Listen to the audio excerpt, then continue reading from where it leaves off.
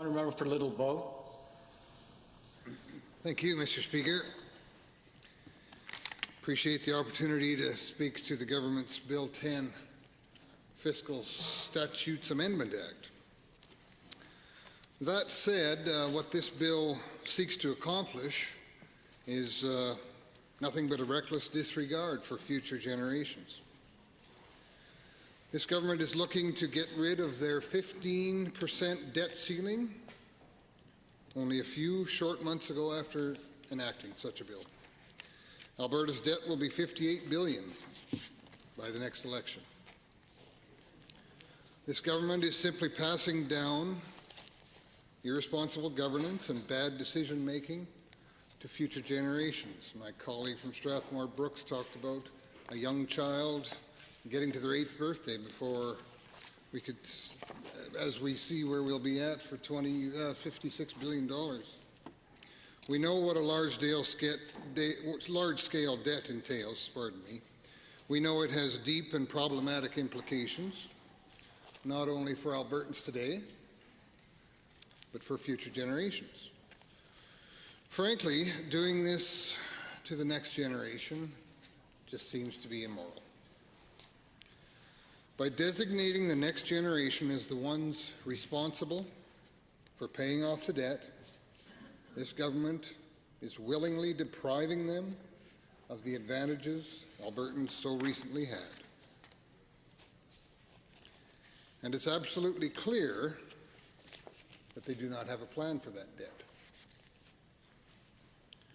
1 year ago, during the election in 2015, this government claimed that, sure, they'll borrow, and of course, yes, they'll spend, but they will balance the books by 2018. Sure enough, they borrowed, and sure enough, they spent. Speaking here in October, the finance minister claimed, and I quote, "We will get back to balance in 2019, and if the economy picks up, we'll get there sooner." End quote. They kept borrowing, and they kept spending.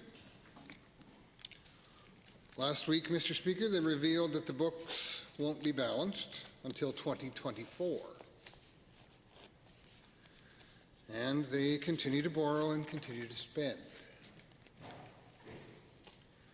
It's clear that there's no plan to balance the books. Not a real one, but they do have a plan to rack up debt. And now, Alberta's credit is being downgraded, a development that has troubling consequences, to say the least. I was somewhat astonished to see that just last week, regarding Dominion Bond Rating Services lowering of Alberta's credit rating, that the Premier said, and I quote, "There's frankly nothing we could have done to avoid it." End quote. But this credit downgrade is no surprise. DBRS warned this government as far back as January that their high borrowing agenda would lead to trouble. I read from the report, and I'll quote that.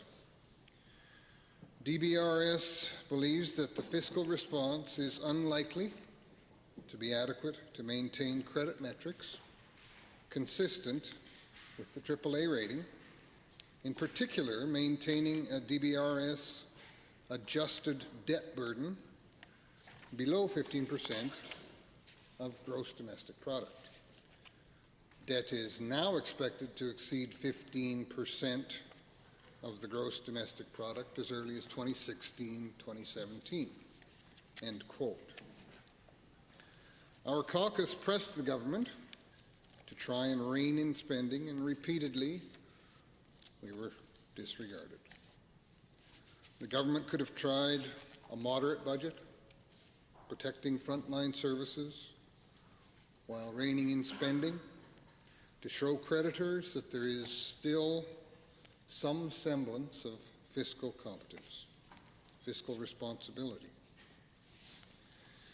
Instead, this government chose to present a budget that showed only disregard for the Albertans tasked with paying it down. Not even a day had passed after the budget was released last week, and DBRS had already downgraded Alberta from AAA to a AA rating. Doesn't sound like much, but this is the first step to what? An A- rating, a B rating? Each incremental step that the rating is lowered means that a subsequent rise in the cost of borrowing is imminent. That's just a fact. Albertans should be concerned with the mounting debt and the cost to them. Simply put, it's cheaper to borrow when the province has strong credit rating than to borrow when it does not have a strong credit rating. Anyone who's ever borrowed money knows that a bad credit rating means higher interest rates. In Alberta's case, it means that we're racking up debt faster with larger interest payments. It means that taxpayers, everyday Albertans families are on the hook for more. This government is now on track for $2 billion in annual interest payments on their debt. That's $2 billion not going to schools, $2 billion not going to infrastructure, $2 billion that could have gone to solving the numerous issues we talk about in this House every day regarding health care. $2 billion in annual interest payments means that thousands of families work and pay taxes in a given year just to pay off the government's debt interest, year after year. That's shameful, Mr. Speaker. So I'm not going to try and give a history lesson here today, but I do want to speak about the past as closely as I remember it, as far as debt and debt ceilings and the like have progressed. Now remember that this is from memory, so please don't hold me to account if I miss something by a year or two or something like that. I'm not trying to offend or recreate 100% accurately, just to recall, to bring some sort of understanding as to what we've done in the past. So my reflective cognizance of the era of the Alberta government in the mid-'80s to early '90s is that a global oil glut saw the price of oil fall dramatically. The price tumbled something like 60%. The economy was already in a worldwide recession. The overproduction of oil just deepened that downturn. I was just a young man starting my farming career. Interest rates were abysmal, as I recall. For someone trying to begin that lifestyle, borrowing a lot of money, $100,000 was a lot of money to a young fellow like me. 18% interest was unbearable.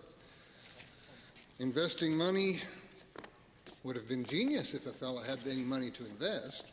There were some, of course, that have been around for years and years that had some money to invest. They did very well.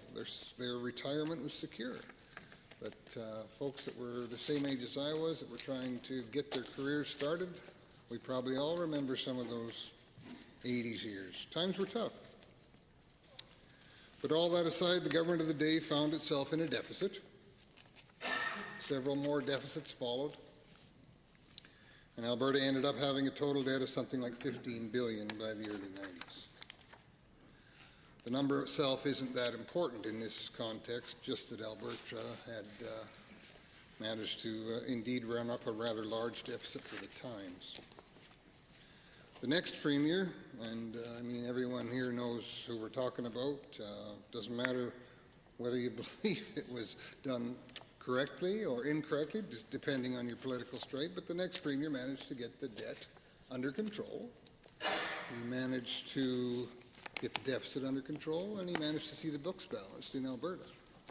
It's 10 short years ago. It was a very proud moment for Alberta. We were all there, and I'm sure we all felt the same pride. Then a Debt Retirement Act was introduced, which required the government to pay off debt until it was zero. After that, strict controls were put into government to stop them from borrowing, except for some pretty small specific things, such as borrowing for municipal capital on the government's credit rating. The era that followed that brought in reasonable but modest small changes to allow for something like P3s or something to that effect, and other small amounts of legitimate borrowing.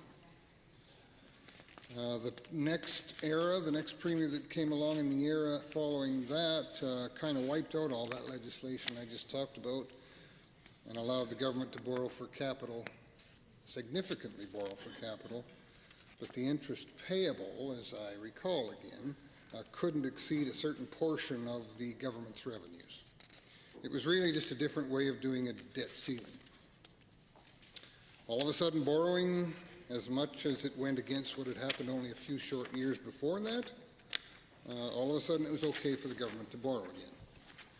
Then the current government came in and did something I really never thought would actually come to fruition. This government created a number and created legislation that allowed borrowing for anything, capital and or operations, and that number wasn't to exceed 15% of the gross domestic product.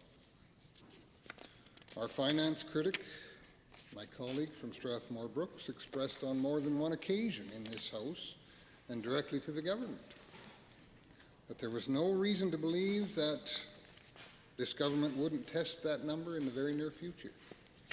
He's already talked about the discussions that he's had and the speeches he made reference those very points.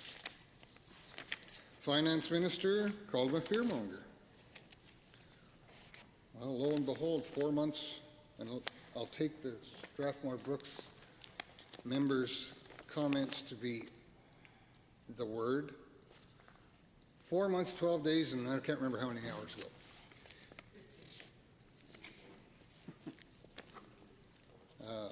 The finance minister tabled a piece of legislation that took away the debt ceiling and has no cap on borrowing in legislation today. In other words, the NDP government can borrow any amount of money that they see fit, do whatever they want to do with it, and the Alberta taxpayer, at the end of the day, is on the hook. So the Wild Rose fearmongers, those feared folks on the right, turned out to be exactly right. Because this Alberta government cannot see its way clear to explore any kind of spending control whatsoever. You know, a deficit is a choice. And the government that sits in power today made the choice to put Alberta into the deepest throes of debt in this province's history. And now, without a ceiling to stop them from borrowing as much as they see fit. When this government began discussions about both of the budgets that they have introduced, they made it clear that we had to get off the royalty roller coaster. We had to diversify. The budget that was introduced on April 14th and the discussions that took place before and some since have revolved around the price of oil rising in order to see Alberta be able to start to use less borrowed money. Nowhere in the budget presented do we see a significant plan to diversify the revenues of this province, as we were told had to happen. Certainly nothing that is significant enough to replace or even come close to substituting for the revenues required to service the proposed expenses of the government. So rather than a balanced approach to a provincial budget that would address spending, along with the limited income available because of a world price of oil, we now see no limit, no cap, no boundary that would define the largest amount of debt that is to be tolerated in the province of Alberta. And certainly no plan to pay this money back, short of annual interest payments, and no discussion of any consequence that would see some form of an interest in decreasing.